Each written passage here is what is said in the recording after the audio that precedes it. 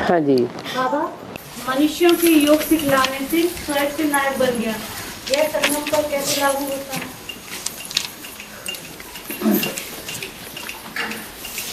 बैठ करके दृष्टि देते हैं मनुष्य कि हमारी दृष्टि से सृष्टि सुधर जाएगी। तो दृष्टि ये भी तो दृष्टि देना और लेना इंद्रिय का काम है ना, है? तो मनुष्यों की दृष्टि से सृष्टि सुधरती है या शिव बाबा की दृष्टि से सृष्टि सुधरती है? हैं? शिव बाबा की दृष्टि से सृष्टि सुधरती है।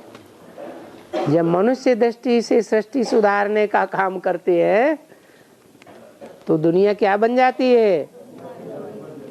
नर। नर माने मनुष्य। मनुष्य जो भी करते हैं उससे नरक बनता है। दृष्टि श्रेष्ठ भी है और दृष्टि बहुत धोखेबाज भी है। देवताओं की दृष्टि श्रेष्ठ होती है, परंतु यहाँ कोई देवता तो है ही नहीं, इसलिए मनुष्यों की दृष्टि से सृष्टि नरक बनती है और भगवान की दृष्टि से सृष्टि स्वर्ग बनती है। इसलिए भक्ति मार्ग में क्या गाया हुआ है? कृपा दृष्टि गाई हुई है। जरा दृष्टि कृपा की लगाए देना।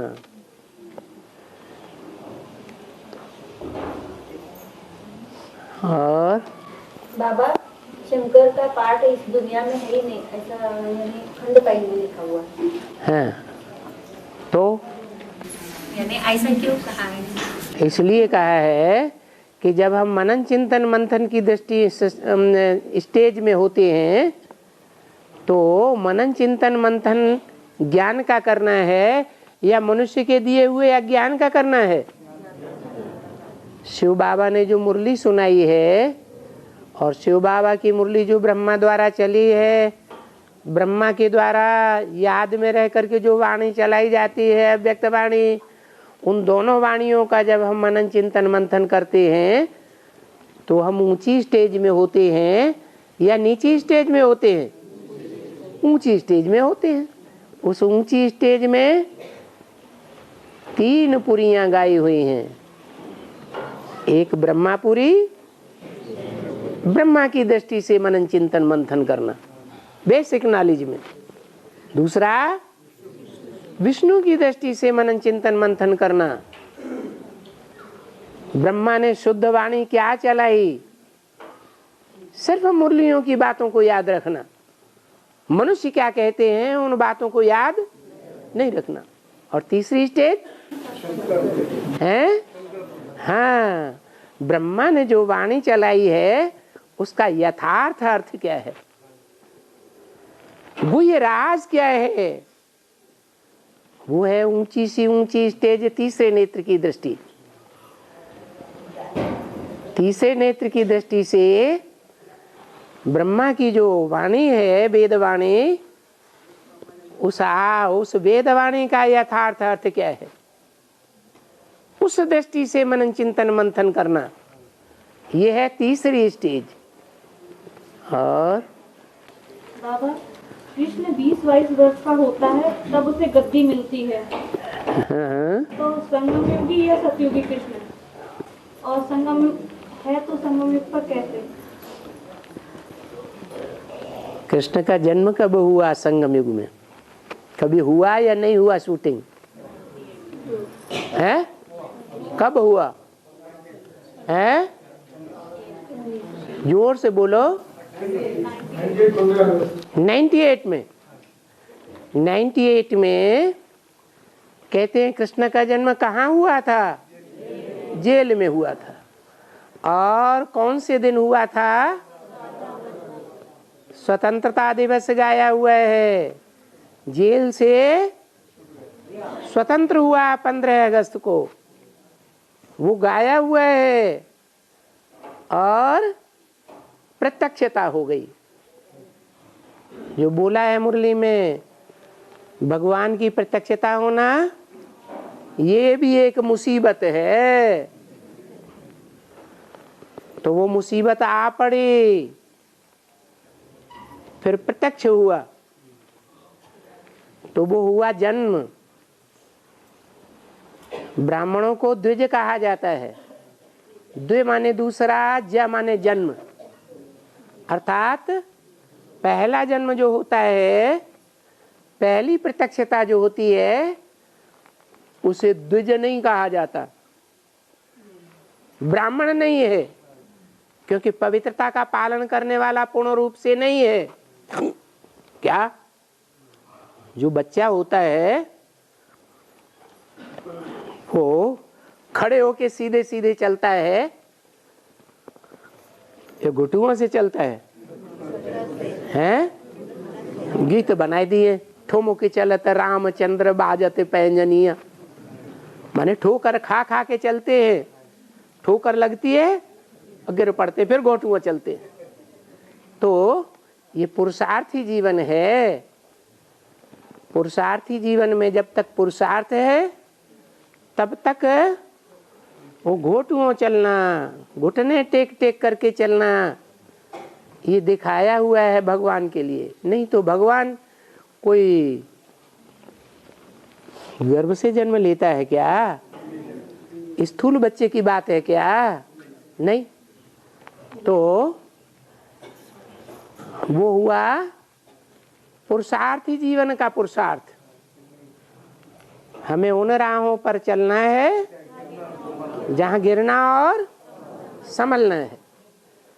तो ये कृष्ण की बात बताई श्याम। कैसे कृष्ण की बात? श्याम कृष्ण की बात। फिर 20 साल पूरे होंगे या नहीं होंगे? 20-22 साल कौन से सन में? 2017-18 में पूरे होते हैं, क्योंकि मुरली में बोला है तुम बच्चों को नंबरवार तमो प्रधान से सतो प्रधान बनने में कितना टाइम लगता है? 40 वर्ष का टाइम लगता है। तो 40 वर्ष का टाइम पूरा होता है। अव्वल नंबर का गायन होता है शास्त्रों में। तो जो अव्वल नंबर है उसका टाइम पूरा होता है।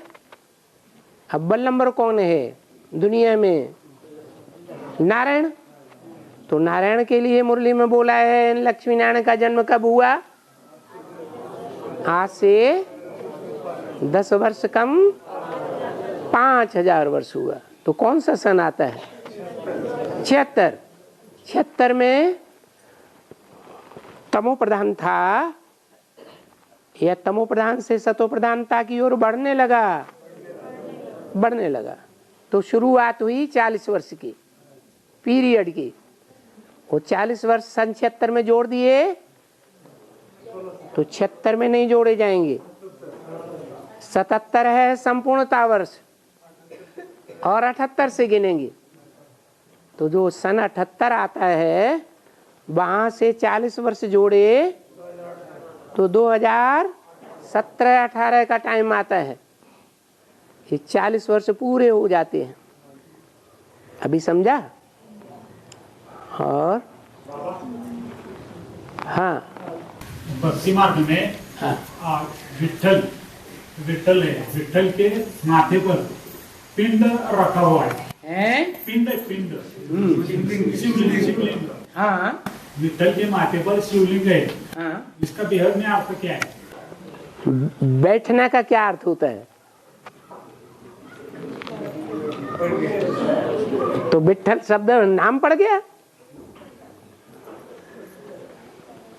वो अविनाशी बैठ गया या विनाशी बैठ गया?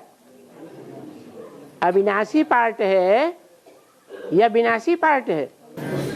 अविनाशी पार्ट है। इस सृष्टि पर सदा कायम कोई चीज है नहीं। सदा कायम एक ही शिव बाबा है, जो संगम के स्वर्णिम काल से लेकर के कलयुग के अंत तक अंतिम घड़ी तक वही पार्ट बजाता है जिसे कहते हैं शिव बाबा। और बंद आँख से साक्षात्कार, खुली आँख से साक्षात्कार, हाँ। और बुद्धि से साक्षात्कार, हाँ। तीनों एक है या इसमें कोई नहीं, वो भक्ति मार्ग का साक्षात्कार है जो स्थूल आंखों से देखते हैं या बंद आंखों से देखते हैं। जो ज्ञान मार्ग का साक्षात्कार है, ज्ञान बुद्धि की चीज है या आंखों की चीज है? भगवान इन आंखों से देखा जाता है क्या? स्थूल आंखों से देखा जाता है? नहीं, भगवान को बुद्धि की आंख से देख सकते हैं। तो ये ज्ञान की आंख है, तीसरा नेत्र, जिससे देखा जाता है। और 16,000 गोपियों में बहन है बाबा। हाँ जी, ये सुना है, लेकिन 8,000 विजयमाला और 8,000 रुद्रमाला। वो विजयमाला कैसे?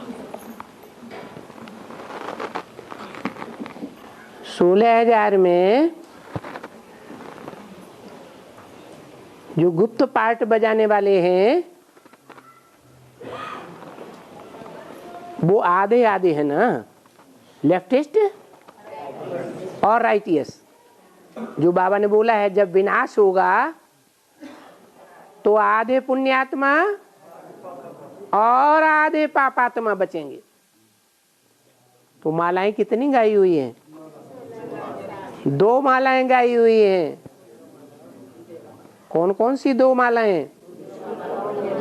विजय माला और रुद्रमाला। किस बात पर विजय है? विकारों पर पूरी विजय। विजय तो पाई, लेकिन युद्ध होता है, विजय पाई जाती है, तो युद्ध लड़ना पड़ता है या नहीं लड़ना पड़ता है? और विजय माला युद्ध लड़ती है या रुद्रमाला युद्ध लड़ती है? विजय किसके हाथ लगती है? हैं? विजय माला के हाथ लगती है। रुद्रमाला जो युद्ध करते हैं उनकी विजय होगी या जिन्होंने युद्ध ही नहीं किया उनकी विजय? तो यही राज है। आधे हैं जो युद्ध का अनुभव करते हैं। द्वापर युग में भी खून खराबा होता है कि नहीं? राजाओं का होता है या रानियों का होता है? राजाओं का होता है। तो असली विजय राजाओं की है। विजय का सुख उनके पल्ले पड़ता है। लेकिन स्थूल में देखा जाए तो विजय का सुख ज्यादा सुख कौन लेते हैं? शारीरिक सुख लेते हैं या मन बुद्धि का सुख लेते हैं? शारीरिक सुख लेते हैं। मन बुद्धि का जो सुख है, जो जन्म जन्मांतर की बात है, जन्म जन्मांतर के लिए कीर्ति फैल जाती है, वो रुद्रमाला को मिलती है या विजयमाला को मिलती है? रुद्रमाला के भांतियों को मिलती है। लेकिन किनको मिलती है? जो अपने विकारों के ऊपर, अपने इंद्रियों के ऊपर विजय पाते।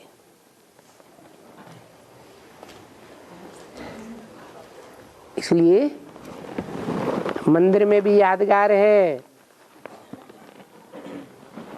सबसे जास्ती मंदिर किसके होते हैं? शिव के मंदिर हैं दुनिया में।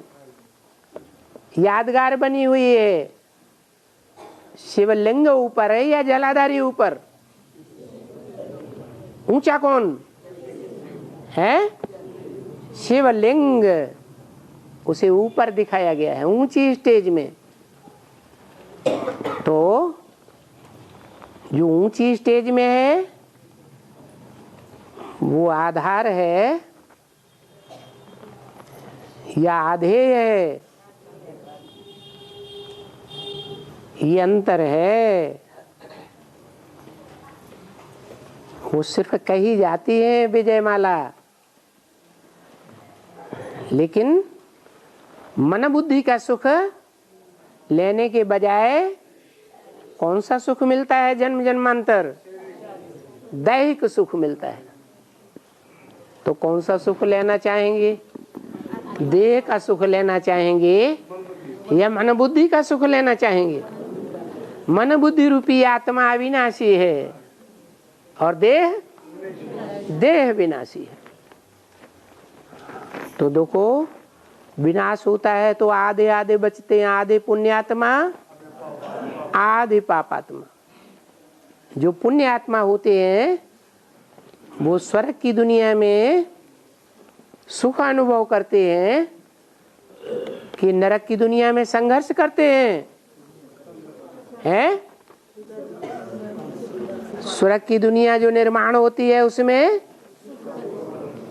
वो विजय माला की आत्माएं शारीरिक सुख का अनुभव करती हैं, और जो युद्ध की स्टेज में होते हैं वो मनसा का सुख लेते हैं। भगवान उनका सहयोगी बना रहता है।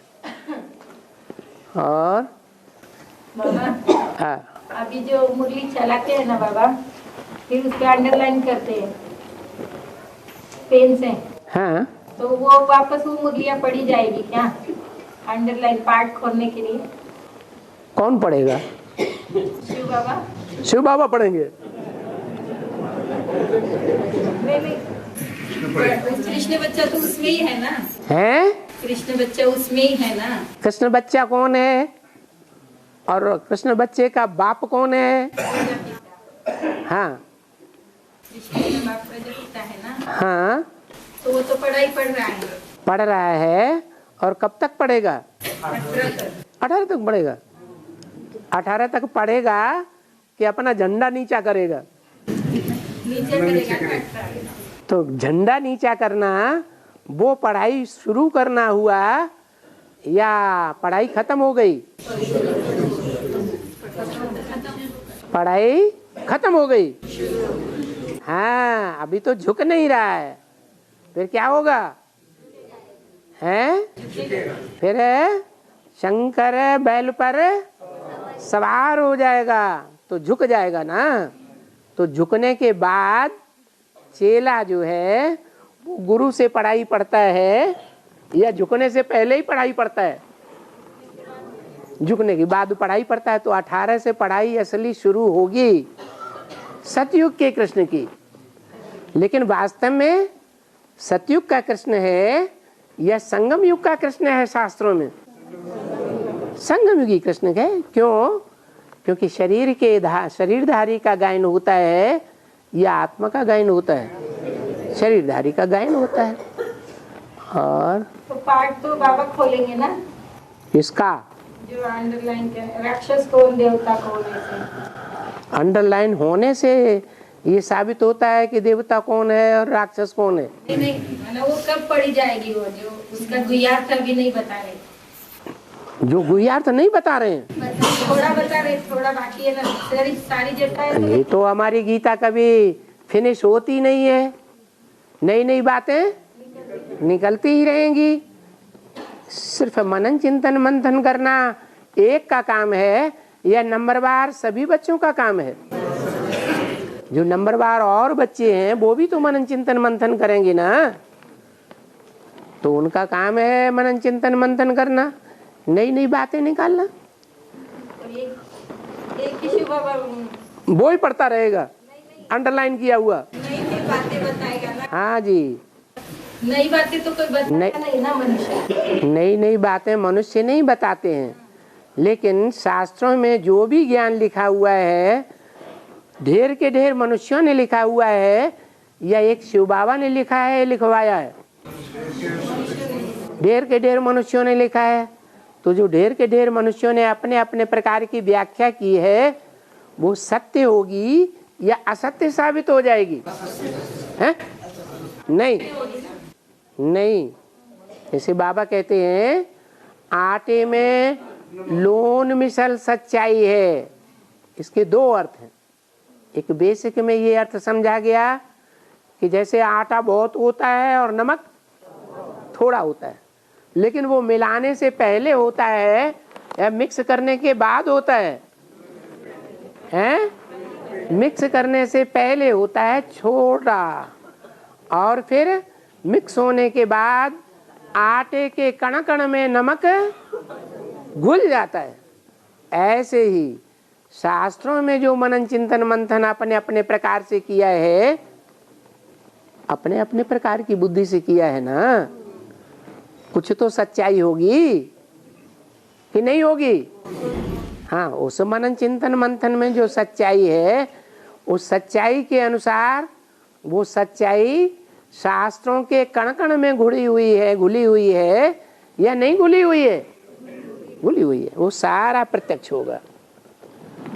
और वापस पढ़ा, मनन चिंतन मंथन कौन बच्चे करेंगे? वही तो चलता ही रहेगा। बच्चे मनन चिंतन मंथन करेंगे और वेरीफाई भी कराएंगे बाबा से। हाँ जी, या बाबा सबका पार्ट बताएगा? नहीं, वो तो अपना अपना प्रत्यक्ष होगा। अपना प्रत्यक्ष होगा, लेकिन वेरीफाई कौन करेगा? बाबा। बाबा से वेरीफाई तो कराएंगे ना।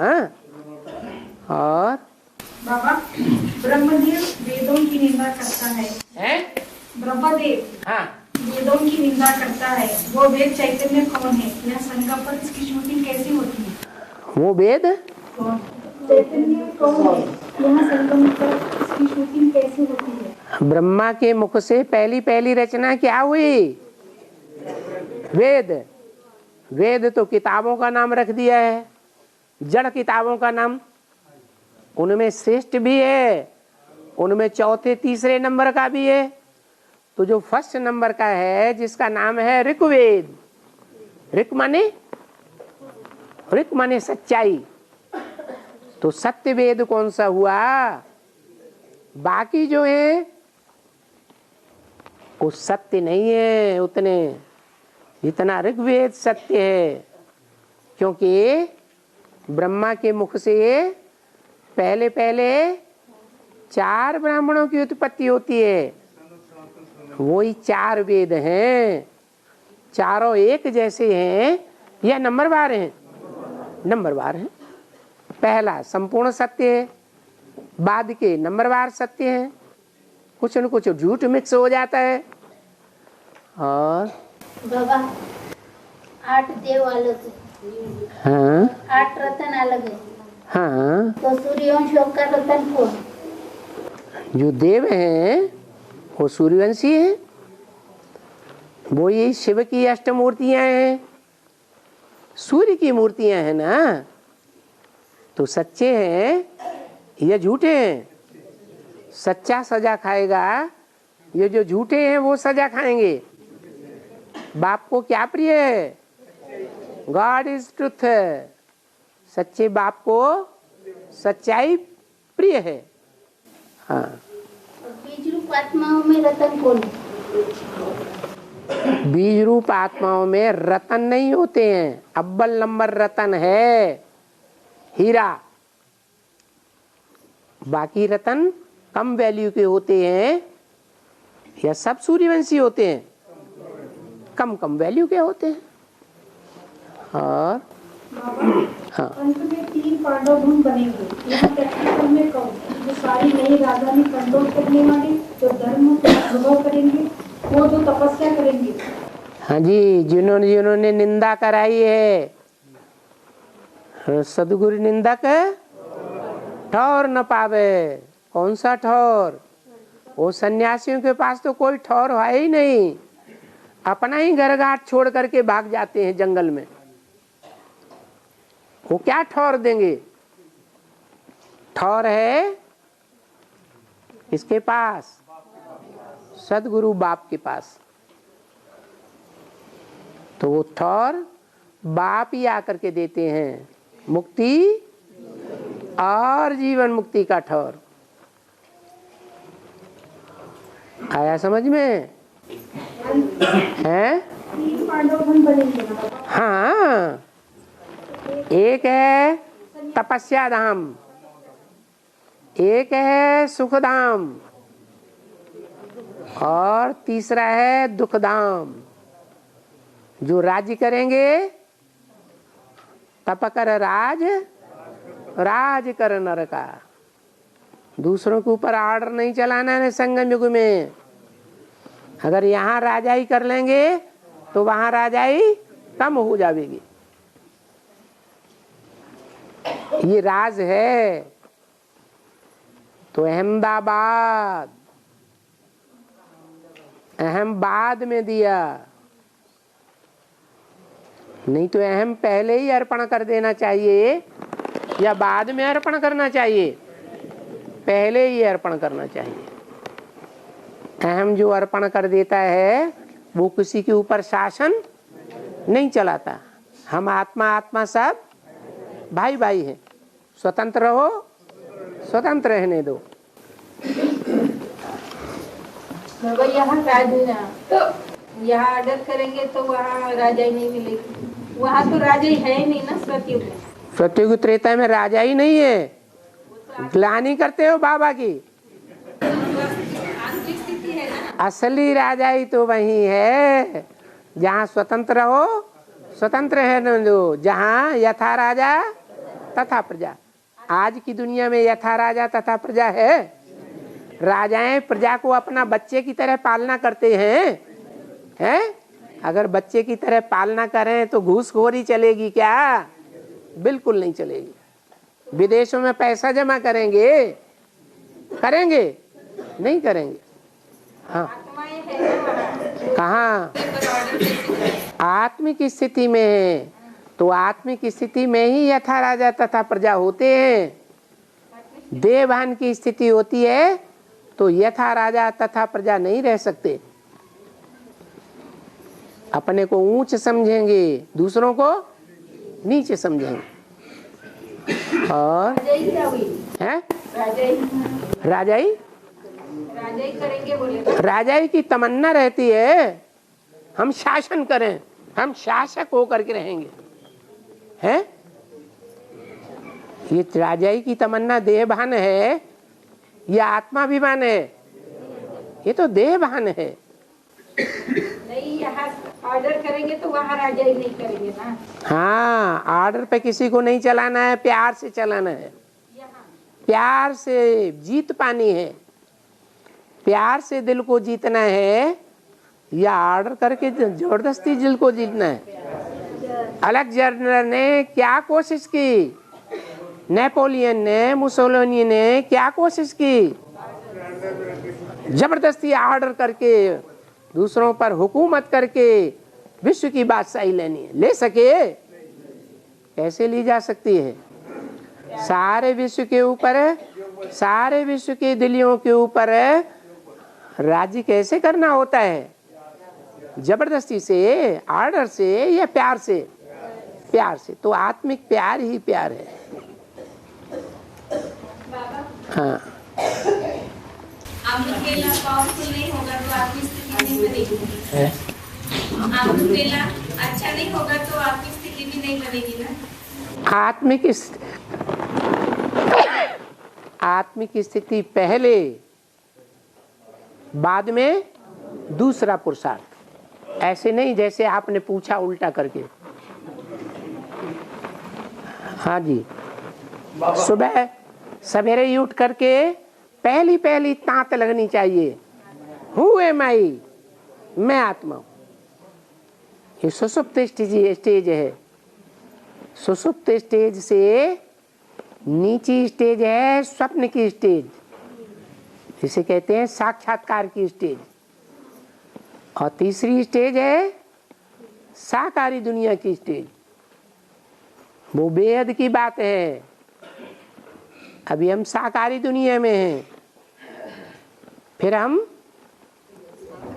हैं आकारी दुनिया में होते हैं, आत्मिक स्थिति की दुनिया में, फिर उससे ऊपर निराकारी दुनिया में। और पहले तो हम सब अकेले ही अपने घर हैं। सब लोग तो अकेले हैं ना घर में अकेले हैं? अकेले माताएं नहीं, सभी माताएं अकेली थोड़े ही हैं। युगल भी तो हैं, बाल बच्चे भी तो ज्ञान में चल रहे हैं, अकेले कैसे? लेकिन फिर आज जो अकेले है उनका तो अमृत वेला होता नहीं, क्योंकि जो अकेले हैं उनका ही तो सबसे जास्ती अमृत वेला अच्छा होता है। उन्हें नींद भी नहीं आती है, इतनी लगन लगी रहती है, क्योंकि दुख ज्यादा पड़ता है तो ज्यादा याद आती है या सुख में याद आती है? दुख में सुमिरन सब करे, सुख में करे न कोई। और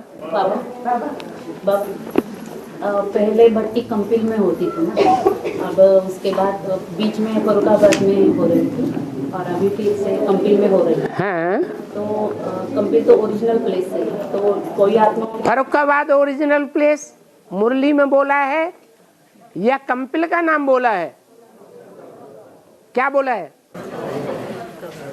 तो मुरली की बात पक्की मानेंगे या अपनी बात पक्की मांगेंगे? मुरली में फरुखाबाद बोला है, कंपिल तो बोला ही नहीं है। हाँ, इतना जरूर बोला है फरुखाबाद तरफ, तो उसमें कंपिल भी आ जाता है। तो बाबा कोई की भट्टी, कोई आत्माओं की भट्टी फरुखाबाद में हुई और कोई की कंपिल में हुई, कोई अंतर नहीं। मधुबन है बाप का घर, क्या बाप का घर जो सदा काल के लिए दिया जाता है, वो क्या हुआ है? बाप का घर। वो बाई चांस उस टाइम ऐसा था कि वो जो मधुबन स्थान है फरुखाबाद का, वो सदा काल के लिए अर्पण किया गया था। क्या बाद में ये नियम बन गया जब से इनकम टैक्स वालों ने इंटरफियर किया। इनकम टैक्स का ये नियम है वहाँ कि 12 साल से ज़्यादा समय की प्रॉपर्टी के ऊपर किसी का कब्जा है तो वो उसी की संपत्ति मानी जाएगी। तो 12 साल से ऊपर का अगर कोई मकान लिया जाता है तो वो यज्ञ का माना जाएगा। तो हाउस टैक्स कौन भरेगा? फिर मालिक कौन हुआ? और जो मालिक होता है उसको फिर जो कीमतें चढ़ रही हैं दुनिया में, उसका इनकम टैक्स भी भरना पड़ता है। जो प्रॉपर्टी पहले 1 लाख की थी और अब बढ़ करके 1 करोड़ की हो गई, तो जो 1 करोड़ बढ़ गया, 90 लाख बढ़ गया ना, उसका इनकम टैक्स भरना पड़ेगा। तो यज्ञ के ऊपर वजन आएगा या नहीं आएगा? आएगा। इसलिए क्या करना चाहिए? 12 साल से कम का लेना चाहिए या 12 साल से ज्यादा का लेना चाहिए? कम का लेना शुरू कर दिया। और बाबा सतयुग में 9 पीढ़ियाँ होती है, 9 गद्दियाँ होती है ना। हाँ, तो हर एक सतयुग में 8 ही गद्दियाँ होती हैं। 9 कहेंगे तो संगम युग में गद्दी है ही नहीं। संगम युग में है शिव बाबा के दिल की गद्दी, दिल तख्त नशीन। स्थूल में कोई गद्दी नहीं है। शिव बाबा के दिल पर जो चढ़ते हैं, जो चूल पर सो दिल पर। ये चूल्हा भी हद और बेहद का 2 तरह का है। हाँ, और जो राजे आते हैं ना, हाँ, हर धर्म के होते हैं, हर धर्म के राजे होते हैं। हाँ, तो उनके फॉलोअर वही हुए, उनकी राज्य में आते हैं। बिल्कुल। अरे राजा को फॉलो करने वाला राजा की मेंटेलिटी का होगा या कोई दूसरी मेंटेलिटी पसंद करेगा? हाँ, हैं? धर्म का राज्य होगा। हाँ, तो पूछना क्या है? सतयुग में सिर्फ सूर्यवंशी चंद्रवंशी होती है। सतयुग में सिर्फ सूर्यवंशी और त्रेता में चंद्रवंशी हो जाते हैं। और हाँ, मार्ग में कहते हैं अनहदनाथ। हाथ उठाओ, हाथ उठाओ। हाँ, अनहदनाथ हाँ, रहता है। हाँ, गहरी ध्यान में और आत्मिक स्थिति में जाने के बाद वो नाद सुन सकते हैं। इसमें सच्चाई क्या है? साकार दुनिया में नाद होता है या निराकारी दुनिया में नाद होता है? नाद माने आवाज। हमारे कानों में सू सू की आवाज आती है कभी? तो वो इसी दुनिया का है या परमधाम की बात है? परमधाम में हद का नाद नहीं होता, अनहद, उसकी हद नहीं है, इस दुनिया की हद है। और हाँ, जब परमधाम से असली हीरा इस सृष्टि पर आता है तो नकली हीरे भगवान बन के आने तैयार होती है। हाँ जी। उनमें ये ताकत नहीं कि आप सभी अगर कोई सत्संग में जावे तो कोई सत्संग में जावे, इधर भी भाषण में कुछ सत्संग करे, ये नहीं बोल सकते कि हम आप सभी ना मुझे एक को याद करो, तो वो सच्चे कैसे निकले, सच्चे कैसे हो गए। आप जैसे बाबा सत्संग चलता है तो उसमें तो बाबा होते सभी को त्याग कर मुझे आखिर भी याद करो, ऐसी उसमें हिम्मत किधर है? और सत्संग क्या पूछ रहे हैं ये? हैं? सत्संग में जाते हैं भक्ति मार्ग में, तो उसकी ताकत नहीं बोले कि मुझे याद करो बोलने की है? वो महाराज की ताकत नहीं मुझे याद करो। अपना फोटो किस लिए देते हैं? अरे अब अगर वो कहते नहीं है, मुख से नहीं कहते हैं, लेकिन मुख से भी कहते हैं ना शिवो हम, कहते हैं या नहीं? जब शिव हैं हम, मैं शिव हूँ, ब्रह्मास्मि, मैं ब्रह्मा हूँ जिसमें शिव प्रवेश करता है, तो फिर भगवान हुए ना। दुनिया भगवान को याद करेगी, दूसरे को याद करेगी। दुनिया जानती है भगवान से ऊंचा कोई है नहीं, तो भगवान को ही याद करेंगे। कहते नहीं है लेकिन करते हैं या कहते हैं? तो दुनिया करनी को देखेगी या कहनी को देखेगी, कथनी को देखेगी? दुनिया तो कथनी के ऊपर नहीं जाती है, दुनिया करनी को देखती है। और है एकाग्रता की शक्ति से दृढ़ता की शक्ति निर्माण होती है। हाँ जी। दृढ़ता की शक्ति इस विश्व के हर कर्म को सफल करती है। हाँ जी। ये कैसे होता है? ये ऐसे होता है कि जितना गुड़ डालेंगे उतना मीठा होगा। एकाग्रता की शक्ति माने दृढ़ता की शक्ति। जैसे एक के ऊपर है, अंदर की दृष्टि अग्र हो जाए, ये जो दृष्टि है तीसरे नेत्र की दृष्टि एक ज्योति बिंदु पर एकाग्र हो जाए, तो दृढ़ता की शक्ति आ जाती है। और दृढ़ता की शक्ति से दुनिया के सारे कार्य होते हैं। तो यही बात है, दृढ़ता की शक्ति अगर लानी है तो पहले एकाग्रता होनी चाहिए। दुनिया के सत्संग देखो, उनमें एकदम शांत होकर के 1 घंटे तक कहीं बैठा हुआ देखा, और यहाँ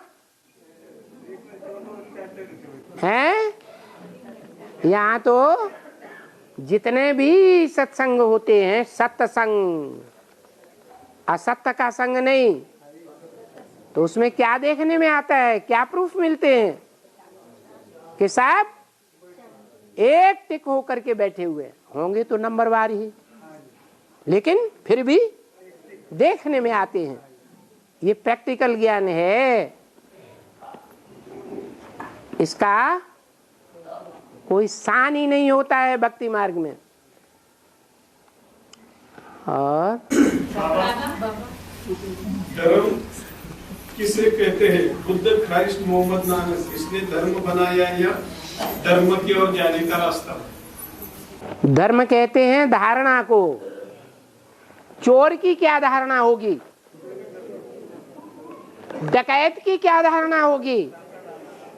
सुल्ताना डाकू था, डकैती डालता था, डकैतों में अच्छा डकैत समझा जाता था, अपनी सारी लूटी हुई संपत्ति गरीबों में बांट देता था। तो ये धारणा है या नहीं है? ये भी धारणा है। लेकिन मनुष्यों की जो धारणाएं हैं, इब्राहिम, बुद्ध, क्राइस्ट मनुष्य हैं, वो देवताएं हैं या भगवान हैं? तो मनुष्यों की धारणा में, देव आत्माओं की धारणा में और भगवान की धारणा में अंतर होगा या नहीं होगा?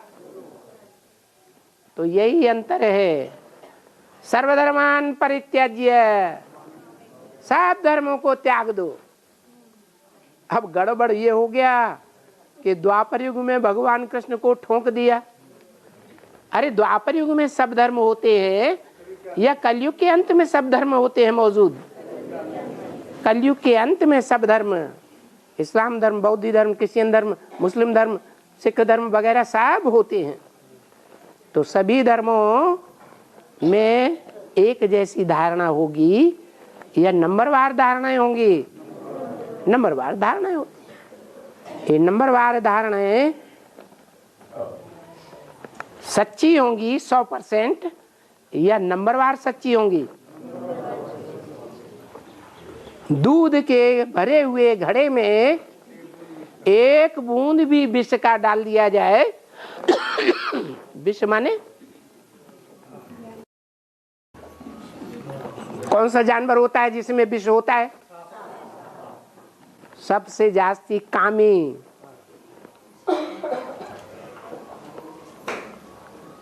सर्प को माना जाता है। तो जो सर्प है उसकी कामना के कारण सब मनुष्य, दुनिया के सब जानवर, दुनिया के सब कीटाणु, सब पक्षी कौन सी वासना से बंधे हुए हैं? काम विकार की वासना से बंधे हुए। इसलिए अंतमते सुगते, अंत में स्त्री चोले की वासना रह जाती है तो स्त्री का जन्म होता है, और अंत में पुरुष चोले की वासना रह जाती है तो पुरुष का जन्म होता है। ये नियम है। अब प्रश्न क्या है? बुद्ध, क्राइस्ट, मोहम्मद, नानक, किसने ये धर्म है या अधर्म है? धर्म बनाया या धर्म की ओर जाने का रास्ता बताया? नहीं, अधर्म की ओर जाने का रास्ता बताया। क्योंकि दूध के घड़े में एक बूंद विष की भी डाल दी तो क्या हो जाएगा? सारा ही विष हो गया। सभी धर्मों में ये मान्यता फैल गई कि भगवान एक व्यापी है या सर्वव्यापी है? तो एक बूंद आ गई ना तो क्या हो गए? धर्म, धर्म के नाम पर अधर्म फैल गया। इसलिए सर्वधर्मान परित्यज्य, इन सब देह के धर्मों को जो देहधारियों ने बनाए हैं, उन देहधारी मनुष्यों के बनाए हुए धर्मों को भूल जाओ। माम एकम शरणम व्रज, मुझे एक की शरण में आ जा, ऐसा बोला। धर्म क्षेत्रे, धर्म क्षेत्र माने धर्म युद्ध के क्षेत्र में। तो एक धर्म की बात है या अनेक धर्मों की बात है? धर्म क्षेत्रे कर्म क्षेत्रे समवेता आयुत्सव, युद्ध करने की इच्छा वाले इकट्ठे हुए अनेक प्रकार के धर्मों के क्षेत्र में, और उन धर्मों के क्षेत्र में उन धर्मों के आधार पर जो अलग अलग कर्मकांड बने हुए हैं, जैसे मृत्यु के बाद कोई जलाते हैं, कोई जमीन में गाड़ देते। तो दोनों ही बातें 100% सच्ची हैं या कोई झूठी भी है, नुकसानदायक भी है, झूठी भी है। तो ऐसे ही अनेक प्रकार के कर्मकांड हैं, हर एक धर्मों के अलग अलग कर्मकांड, और उन कर्मकांडों को लेकर के जो पंडे पुजारी धर्मगुरु हैं वो बहुत लड़ाई लड़ते और लड़ाते हैं। बड़ी बड़ी राजाइयां अलग अलग हो गई। तो बाप कहते हैं इन धर्म के क्षेत्रों में बुद्धि से ये जानना है कि सच्चा धर्म कौन सा है, सच्ची धारणा किसके द्वारा स्थापन हुई। सबसे पुराना जो धर्म है वो सबसे श्रेष्ठ। बाद में जो धर्म आए वो जितने बाद में आए उतने ही झूठे हैं। और ज्यादा धीरे से ना बोलो। हाँ बोला है बाबा जानते हैं सम्मुख रहने वाले से भी दूर रहने वाले बहुत याद में रहते। हाँ? और अच्छा पद पा लेते हैं। हाँ वो कैसे? वो मन बुद्धि से नजदीक रहते हैं कि मन बुद्धि से दूर रहते हैं? जो मन बुद्धि से नजदीक रहते हैं वो ऊंच पद पा सकते हैं, चाहे वो नजदीक वाले हों और चाहे वो दूर वाले हों। नजदीक हैं स्थूल शरीर से, हर समय कंधे पर चढ़े हुए हैं, लेकिन हर समय डिससर्विस कर रहे हैं। तो वो दूर के धर्म के हैं या नजदीक धर्म में जाएंगे? दूर के हैं। और बाबा संगठन के लिए आते हैं तो विरोध होता है, तो समय युद्ध करके आती है तो शूटिंग खराब होती है। नहीं, सच्चाई के लिए आते हैं तो सच्चाई के लिए धर्म युद्ध करना पड़ता है। करना चाहिए या नहीं करना चाहिए? तो खराब बात है अच्छी बात है? युद्ध करना, सच्चाई के लिए युद्ध करना अच्छी बात है। बाबा माउंट आबू में ब्रह्मा बाबा को हार्ट फेल कर दिया बच्चे ने। हैं? ब्रह्मा बाबा को माउंट आबू में हार्ट फेल कर दिया बच्चे ने। हाँ। फिर वो ब्रह्मा बाबा धर्मराज बन के सजा देंगे नहीं उनको? क्यों नहीं, हिसाब किताब देंगे ना। बिल्कुल ऐसे ही छोड़ देंगे क्या? दुनिया की इतनी श्रेष्ठ आत्माएं कौन होती हैं? माताएं। और माताओं की अव्वल नंबर माता कौन? ब्रह्मा। जगदम्बा भी नहीं, उसका नाम तो है जगत की अम्बा, लेकिन काम नहीं है माता का, क्योंकि जितना सहन शक्ति दादा लेखराज ब्रह्मा ने धारण की इतने दुनिया में कोई ने नहीं धारण की। तो ब्रह्मा का पार्ट ऐसा है, कैसा है? सहनशीलता का। ये सहनशीलता सब गुणों का राजा है। और बाबा मन की एकाग्रता की शक्ति बढ़ानी है तो कैसे बढ़ाना? अरे अभी तो बताया, जितना गुड़ डालेंगे उतना मीठा होगा। ये तन, ये मन, ये धन, इनसे सुख मिलता है ना। तो जिन चीजों से सुख मिलता है वो चीजें जितनी यज्ञ सेवा में स्वाहा करेंगे उतना मन एकाग्र होगा। गीत बनाए हुए हैं, गाते रहते हैं। क्या गाते हैं? जहाँ हमारा तन होगा वहाँ हमारा मन होगा, जहाँ हमारा धन होगा वहाँ हमारा अरे गीत गाने से थोड़े ही काम चलेगा, समझना भी तो है? कोई बड़ा साहूकार आदमी है, करोड़ों की मिल्कियत कमाई है जीवन में, और उसे करोड़ों कीमत को उसने अपने बच्चों की सुरक्षा के लिए एक बड़ा कारखाना बड़े महादेश में, जो बहुत पावरफुल देश माना जाता है दुनिया का, अमेरिका में एक बड़ा कारखाना खोल दिया कि सुरक्षित रहेगा, हमारे बाल बच्चे बड़े आराम से जिएंगे खाएंगे। ऐसे करता है, सारी जिंदगी की कमाई वहां लगा दी, रहता है हिंदुस्तान भारत में। तो उसका मन कहाँ जाएगा? है भारत में लगा रहेगा या अमेरिका में जाएगा? अमेरिका में जाएगा।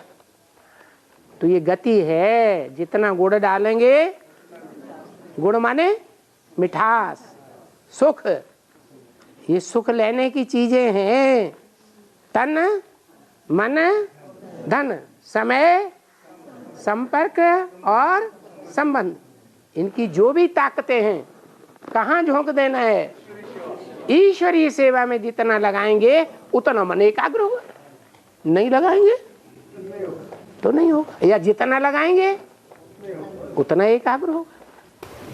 बाबा, शास्त्र नहीं पढ़ना बोलते हैं?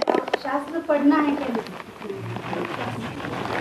दुनिया वालों की शास्त्रों के ऊपर ज्यादा विश्वास और निश्चय है, या तुम्हारे ब्रह्मा बाबा के मुख से निकले हुए महावाक्यों में ज्यादा निश्चय है? हम जो पूछते हैं उसका जवाब दो पहले। मुझे मुरली अच्छा लगता। आपको क्या अच्छा लगता है ये नहीं पूछा। दुनिया वालों को शास्त्रों के ऊपर ज्यादा विश्वास है या ब्रह्मा के मुख से निकली हुई मुरली पर ज्यादा विश्वास है? ज्यादा विश्वास होने तो शास्त्रों पर जब उनको ज्यादा विश्वास है और उन्हीं को समझाना है, तो समझाने के लिए क्या करना पड़े? वही बात बोल रही थी। शास्त्रों को थोड़ा अध्ययन होना चाहिए। शास्त्रों का जिनको अध्ययन होगा वो अच्छा समझा सकेंगे, क्योंकि वो टैली करेंगे बाबा के ज्ञान को और शास्त्रों के ज्ञान को टैली करके समझा सकेंगे। अब वो ब्राह्मणों की दुनिया में साइंस काम आवेगी, बाबा ने कहा ब्राह्मणों को काम आवेगी, तो ये टीवी किसके काम आ रहा है? हैं?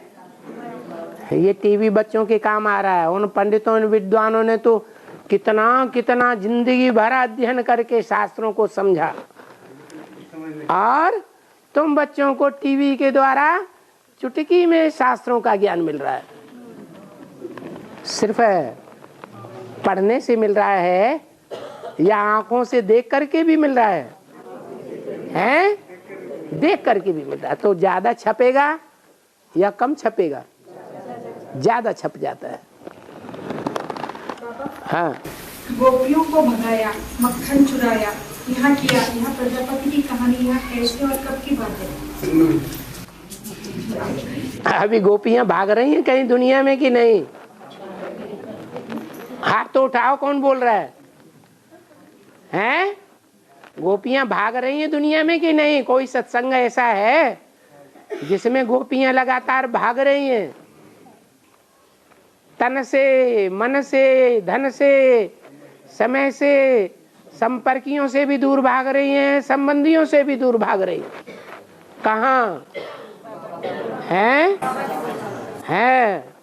और मक्खन चुराया। मक्खन चुराया। दुनिया का मक्खन माने सबसे सहज पचने की चीज और सबसे जास्ती ताकत देने की चीज कौन सी है? ज्ञान जल भी कहा जाता है, ज्ञान दूध भी कहा जाता है। दूध से मलाई भी बनती है, मलाई से मक्खन भी बनता है। मक्खन पचाने में ज्यादा सहज होता है या घी पचाने में ज्यादा सहज होता है? मक्खन पचाने में भी सहज है, लपर लपर खाते चले जाओ। है तो दुनिया में मक्खन क्या चीज है?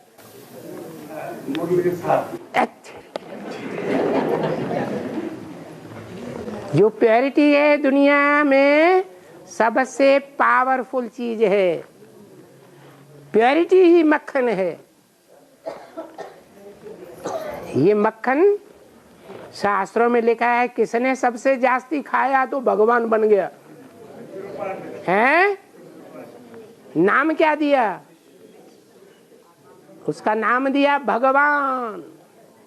जैसे धनवान, क्या धन वाला, ऐसे ही भगवान माने भगवाला। भाग्य नहीं है। हाँ, भाग्य बनता है जिस घर में ज्यादा कन्याएं आके जन्म लेती है, उस व्यक्ति को ज्यादा भाग्यशाली समझा जाता है या कम से भाग्यशाली समझा जाता है? ज्यादा भाग्यशाली। इतनी प्योरिटी की पावर उस परिवार में इकट्ठी हो गई कि अगला जन्म जरूर सुहाना बनना है। सबसे बड़ा दान कन्यादान माना जाता है। तो प्योरिटी का दान हुआ ना। और बाबा आत्मा का स्थान भ्रुकुटी में है। हाँ जी। बुद्धि रूप से आत्मा पर लक्ष्य केंद्रित करने पर आप खुले रहना चाहिए या बंद रहना चाहिए, इससे क्या फर्क पड़ेगा? हाँ, फर्क पड़ेगा। आंख बंद है तो दुनिया की कोई चीज दिखाई नहीं पड़ रही है। आत्मा हमारे शरीर में आत्मा का निवास स्थान बोला है भ्रुकुटी में है, तो फिर आंख बंद रहने से या खुले रहने से खुद में क्या फर्क पड़ेगा? फर्क पड़ेगा। फर्क ये पड़ेगा कि आत्मा का कनेक्शन आंखों से सबसे जास्ती है। जितनी भी इंद्रियां हैं, इंद्रियां बड़ी पावरफुल हैं, लेकिन इन इंद्रियों में सबसे जास्ती प्रभावशाली इंद्रिय कौन सी है? आंखें। और वो आंखें आत्मा के सबसे नजदीक हैं। आंखों के द्वारा ही देख करके आदमी फैसला लेता है। आंखें जो हैं महामंत्री का काम कर रही हैं। जैसे शिव बाबा है, शिव बाबा मुरली में क्या कहते हैं? बच्चे मेरी 2 आंखें हैं, तुम बच्चे मेरी 2 आंखें हो, एक लेफ्ट और एक राइट। राइट में आंख कौन सी है? जो राइटियस ही देखती है, बच्चों के अवगुण नहीं देखती है, ब्रह्मा। और लेफ्टिस्ट आंख कौन सी है?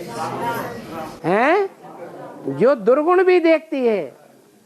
आत्मिक स्टेज में रह करके गुणों को भी देखती है और दुर्गुणों को भी देखती है। और शंकर का पार्ट आदि का है, मध्य का है या अंत का है? हैं?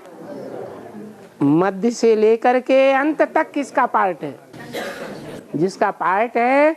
तो अंत तक सभी मनुष्य आत्माएं, सभी जीव जंतु जो हैं वो तामसी स्टेज में होंगे या सात्विक स्टेज में होंगे? तो सभी दुर्गुणी होंगे, एक सद्गुणी होंगे। तो कौन सी दृष्टि से देखना पड़े? सिर्फ राइटियस होकर के देखें धृतराष्ट्र की तरह, या लेफ्टिस्ट आंख से भी देखना चाहिए? लेफ्ट से भी देखना चाहिए। यही अंतर है। समझ में आया? क्या आपने क्या पूछा? आत्मा का स्थान भ्रुकुटी में है। भ्रुकुटी में तो है। और भ्रुकुटी के नजदीक कौन है? आंखें। तो कनेक्शन है कि नहीं है? कनेक्शन है तो जीवात्मा। और आत्मा का कनेक्शन देह और देह के अंगों से नहीं है तो आत्मा। इसलिए मैंने पूछा, आँख से ज्यादा एनर्जी वेस्ट होती है ऐसा? नहीं। आंखों को बस में करना माना आंखें खुली होते हुए भी आंखों से विषय ग्रहण करते हुए भी विषय भोग ग्रहण न करना। ऐसे ही सभी इंद्रियों की